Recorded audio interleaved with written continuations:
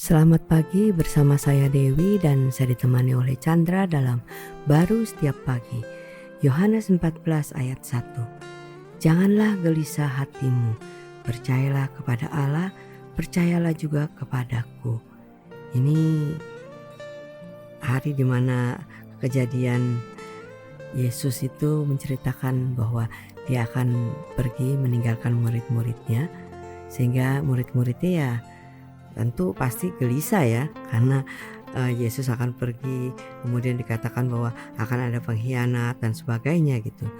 Mungkin dalam hidup kita pun demikian, kalau kita mendengar sebuah berita yang membuat kita itu kadang nggak ada rasa aman, atau satu berita yang menyedihkan gitu, merasa kehilangan dan sebagainya, itu membuat kita jadi gelisah. Tapi Tuhan di sini mengingatkan kita bahwa apa yang kita khawatirkan sebenarnya ketidakpercayaan kita kepada Tuhan yang selalu ada dalam hidup kita ya.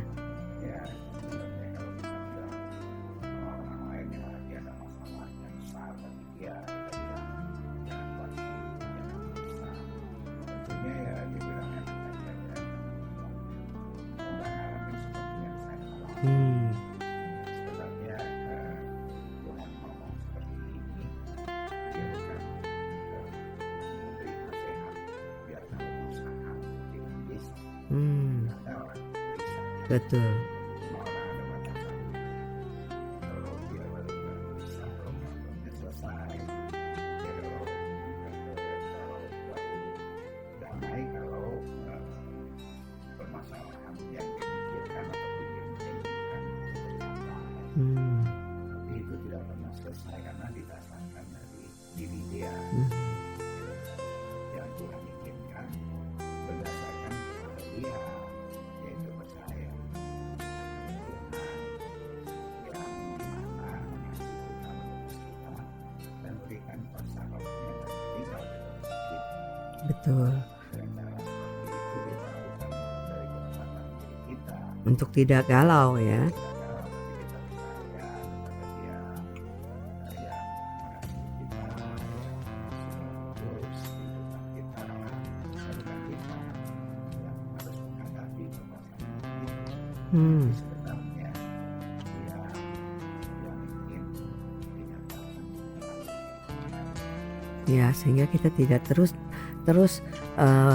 merasa gelisah, karena ya secara alami kalau kita bilang ya, kita waktu kita mendengar berita buruk pasti kan hati kita kan ada khawatirnya, gelisah ya kan, dan kita berusaha untuk tidak khawatir dengan mungkin mengingat yang baik atau mengingat yang positifnya, tetapi sebenarnya itu tidak membantu kita ya, karena bukan di situ dasarnya ya.